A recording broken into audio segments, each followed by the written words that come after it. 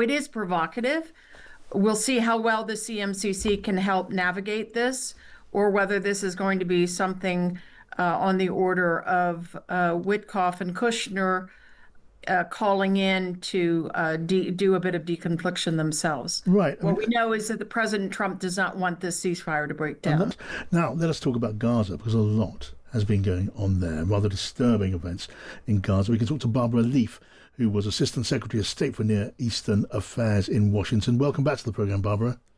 Hi, John. Glad to be back. Really good to have you here. I just want to hear, first of all, your judgment on what's going on. We don't know, of course, because we can't exactly how this is going to develop. We do know that strikes have been ordered into Gaza by Benjamin Netanyahu. We know there's been I would say a breakdown of trust, except there is no trust between Israel and Hamas, but it is over the failure to return the bodies of the remaining hostages. So given this delicate point that we're at, Barbara, how serious do you think this is? Well, look, I do think it's a serious test of a couple of things. One is how well can the new organization, the CMCC, CivMil Coordination Center, which is a mix of both U.S. and foreign civilian and military staff, how will they be able to operate on this first? I don't know if I would call it a crisis, because this simply is a very fragile ceasefire and is bound to be tested over and over again. And in this case, I would say Hamas was pretty provocative from the sounds of it. Look, they not only returned remains in a sort of a theatrical fashion of pretending to find them when there was drone footage apparently of them bringing them out of a building and then burying them and then bringing the ICRC over to see them uncover these remains. There were partial remains of a hostage who had already been recovered and buried in November 2023. And then there were there was a sniper firing on IDF troops, and now a declaration that a planned turnover of remains will not occur. So it is provocative. We'll see how well the CMCC can help navigate this, or whether this is going to be something on the order of Witkoff and Kushner calling in to do a bit of deconfliction themselves. Right. What we know is that the President Trump does not want this ceasefire to break down. And that is really significant, of course, isn't it? We do know that the Israeli leadership are in contact with the White House, and President Trump is summiting in East Asia. We don't know whether he's actively engaged in this or not, but you'd imagine he'll have had messages, and whether or not he has been, we know whether the White House stands. So who's under the greatest pressure, do you think?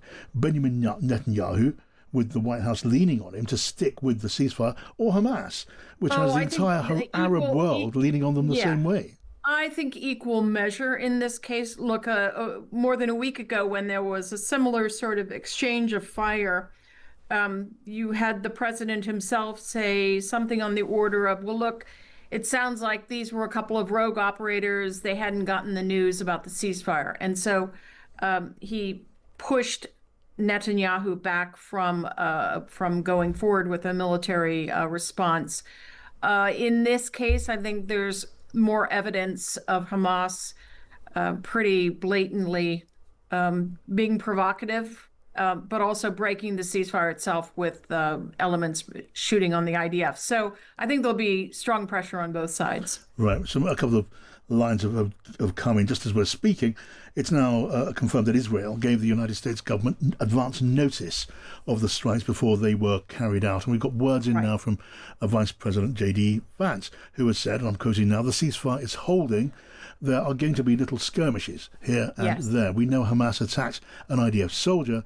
We expect the Israelis are going to respond. So, well, J.D. Vance, as it were, playing down the significance of this, the breakout of skirmishes, extra additional hostilities today, as we can hear there. I mean, here with me in the studio, Barbara, I've got Sebastian Payne from The Times and Sienna Rogers from the Westminster House magazine. Sebastian. Hi there. The question I guess I want to ask is how, really to what John just said about J.D. Vance's line, how much of this was always going to be expected within a ceasefire? Because your average listener will think of a ceasefire and think the end of all hostilities, but things are never that simple when it comes to the Middle East and the kind of skirmishes backwards and forwards, and the kind of cycle will go round of Hamas attacking Israel and both sides blaming each other, and Israel's language saying this is a very heavy attack is quite different to the US Vice President saying this is a little skirmish. So how do we judge whether this is just a skirmish and the ceasefire holds versus something more substantial, do you think? I think what you're hearing, first of all, yes, I agree that this is to be expected. Until you get the arrangements really settled and operationalized, forces forward, but all the other pieces falling into place of phase two, this is going to continue happening. And frankly, even when you have that stabilization force or policemen out on the terrain, I would expect it to continue until such point as Hamas is well and truly disarmed, and that may be a very long time. But I think what you're also hearing from the vice president is a message from Washington that this will be a skirmish, not a full-on military response that is open-ended, and that is the intent there, which is that they will keep it controlled. All right, Sienna. The Israeli defense minister has said that Hamas will pay a heavy price for this attack on IDF soldiers. What are all the various ways in which they can pay a heavy price? What does that actually mean? I think that's language meant for a domestic audience, purely simply. Yeah. I mean, I don't believe anything larger than this, because I don't think the administration is going to stand for something larger than this. They will try to keep it contained. All right, so last one from me, Barbara. Thank you for joining us. I was talking earlier on in the evening to an Israeli foreign ministry envoy who was arguing that, look, Hamas are dragging out the process of returning the remains of hostages to play for time, she said, while Hamas sought to rearm, to gather weapons for the next assault. Now, maybe that's absolutely consistent with the absolute lack of trust that with which Israel views Hamas. But is that a credible explanation? And if it is not, then how does it serve Hamas to play for time? Oh, I think it absolutely is credible. Look, there are thousands and thousands of pieces of unspent munitions in the rubble. And we've seen Hamas fighters, members, rapidly going through and picking up as much of it as they can.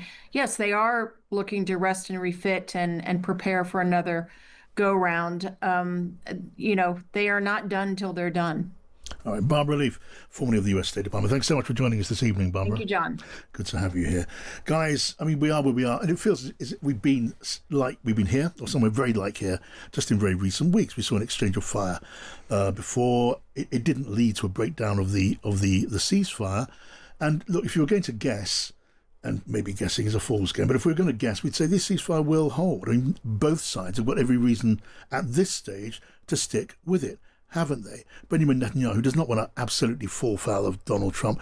You'd imagine he's given him all the assurances that that's not going to happen. And why would Hamas break things down completely at this point, when you've got Qatar, when you've got the Gulf states, when you've got the Muslim majority countries all saying to Hamas, this had to stop?